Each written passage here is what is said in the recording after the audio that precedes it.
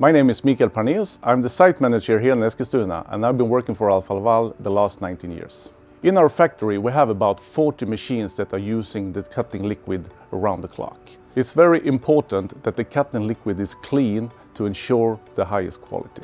Hej, jag heter Johan Åhlund och är fastighet- och miljöansvarig på Alfa Laval i Eskilstuna. Vi ser att skärvätskornas renhetsgrad är väldigt viktigt för att vi ska få ut så mycket som möjligt av all skärdata ska bli optimal och arbetsmiljön ska bli så bra som möjligt. Får vi oljor i skärvätskan så blir det sämre data och sämre arbetsmiljö. Det kommer ner oljor i skärvätskorna från maskinerna och det är olika sorts oljor. Det är smörjoljor och det är hydrauloljor som kommer ner och kontaminerar vår skärvätska. Vi behöver ju rena skärvätskan så vi får bort oljorna som förekommer och det gör vi i vårt centrala system på en plats och det går att göra på olika sätt. Det går att välja filterlösningar och en separator.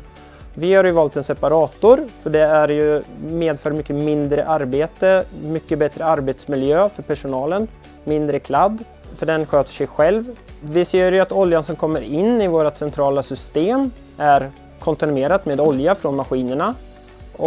Men det som kommer ut till maskinparken är helt ren från oljespill. För det har vi då renat med separatorn. Fördelen som vi ser att använda en separator jämfört då med ett filter är att det är mycket mindre arbete. Det är en daglig tillsyn, självklart, för man behöver ju titta till att anläggningen att det ser bra ut, att det inte har blivit något läckage runt omkring den. För det kan ju alltid bli slangar och sånt kan läcka, så det är tillsyn på anläggningen.